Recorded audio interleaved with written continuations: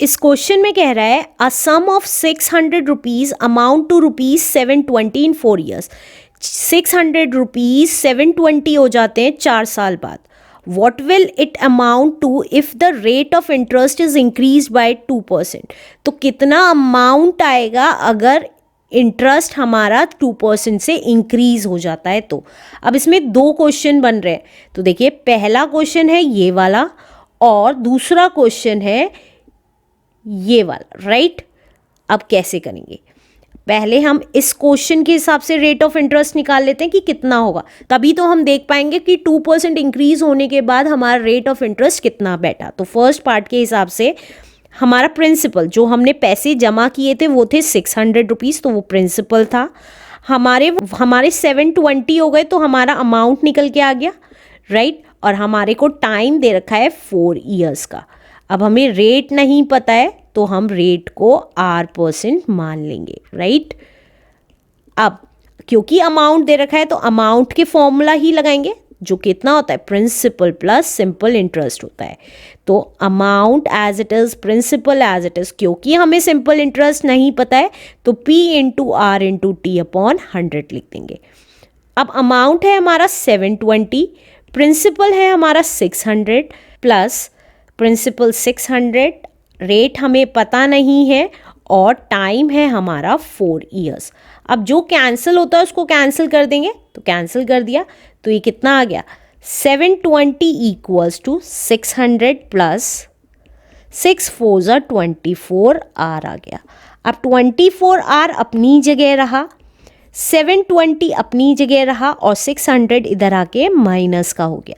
तो अब हम इसको क्या लिख सकते हैं, 24 R इक्वल्स टू, इसमें से इसको माइनस कर देंगे तो वो वैल्यू लिख सकते हैं, दैट इज 120। तो R कितना आ गया हमारा, 120 अपॉन 24 आ गया। अब जो कैंसिल हो सकता है उसको कैंसिल कर देंगे, 12 1 ज़ा 12, 12 2 ज़ा 24, 2 1 ज़ा 2, 2 5 ज़ा 10। तो हमारा रेट निकल के आ गया, दैट इज 5% पर एनम। अब सेकेंड पार्ट में कह रहा है अगर रेट 2% इंक्रीज हो जाता है, तो अब इंक्रीज रेट के हिसाब से रेट हमारा कितना आ जाएगा, 5% था और इसमें 2% इंक्रीज हो गया है, तो अब हमारा 7% हो गया रेट, राइट। और हमें अमाउंट निकालना है, तो टाइम हमारा सेम 4 ईयर्स ही रहेगा और प्रिंसिपल भी हमारा कितना रहेगा, दैट इज 600 रुपीज़ ही रहेगा।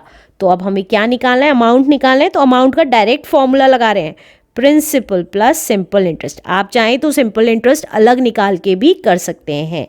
तो प्रिंसिपल प्लस सिंपल इंटरेस्ट का फॉर्मूला होता है P into R into T upon 100।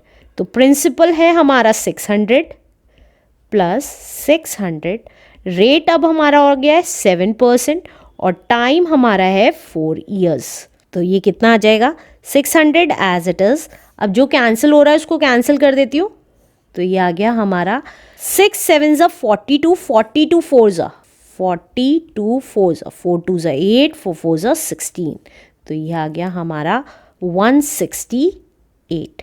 तो दैट मीन्स हमारा अमाउंट कितना आ जाएगा, 768 रुपीज़ हो जाएगा। अगर हमारा रेट ऑफ इंटरेस्ट 2% इंक्रीज हो जाता है तो हमारा करेक्ट आंसर है C part is a correct answer.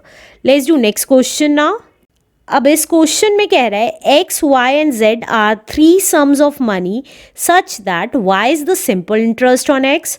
x, y, z हमारे 3 टाइप के सम है मनी के, जिसमें y क्या है, y सिंपल इंटरेस्ट है x पर and z is the simple interest on y और z सिंपल इंटरेस्ट है y पर for the same time and same rate, same time और सेम रेट के पर। वो which of the following is correct, तो हमें बताना है कौन सा इनमें से करेक्ट है। तो सिंपल इंटरेस्ट की बात कर रहा है। सबसे पहले अगर आप देखेंगे y सिंपल इंटरेस्ट है x पर, तो यहाँ पे फर्स्ट पार्ट की बात कर रही हूँ मैं। फर्स्ट पार्ट ये वाला है, y सिंपल इंटरेस्ट है x पे, और सेकेंड पार्ट है हमारा z सिंपल इंटरेस्ट है y पे, राइट। तो हम क्या करेंगे, पहले एक पार्ट का सिंपल इंटरेस्ट निकालेंगे। तो हमारा प्रिंसिपल फर्स्ट पार्ट के लिए x है, सिंपल इंटरेस्ट हमारा y है, राइट। तो रेट r है और टाइम t है, राइट, फर्स्ट पार्ट के लिए। तो सिंपल इंटरेस्ट का फॉर्मूला क्या हो जाएगा, p into R into T upon 100। तो सिंपल इंटरेस्ट था y, प्रिंसिपल था x और r upon 100 into T, right. अब ये कितना आ गया, y equals to X R T upon 100 हो गया, राइट। ये आ गई फर्स्ट इक्वेशन हमारी। अब सेकेंड पार्ट के लिए देखिए, अब हमारा प्रिंसिपल है, अब वो क्वेश्चन में कह रहा है z is the simple interest on y। तो अब हमारा प्रिंसिपल y है, सिंपल इंटरेस्ट z है और रेट r है और टाइम t है, राइट। तो हमारा सिंपल इंटरेस्ट कितना आ जाएगा, हमारा फॉर्मूला होता है p into R into T upon 100। Simple interest है z, प्रिंसिपल है y into R upon 100 into T. तो ये कितना आ गया, z equals to Y R T upon 100 हो गया। अब देखिए यहाँ पे आर टी है, तो यहाँ पे आर टी की वैल्यू लिख लेंगे, या तो यहाँ से आर टी निकाल लीजिए, इसमें लिख लीजिए, यहाँ से निकाल लीजिए, इसमें लिख लीजिए। तो मैं यहीं से निकाल रही हूँ सेकेंड इक्वेशन में से। तो आर टी तो अपनी जगह रहा, z अपनी जगह रहा और 100 इधर आके मल्टीप्लाई का हो गया और y डिनोमिनेटर में आ गया। तो हम इसको क्या लिख सकते हैं, तो हम इसको R T equals to 100z upon y भी लिख सकते हैं। अब ये आ गई है हमारी सेकेंड इक्वेशन। अब ये सेकेंड इक्वेशन की जो वैल्यू है आर टी की, वो इसमें लिख रही हूँ। तो यहाँ पे लिख रही हूँ putting equation second in equation 1 में लिख रही हूँ।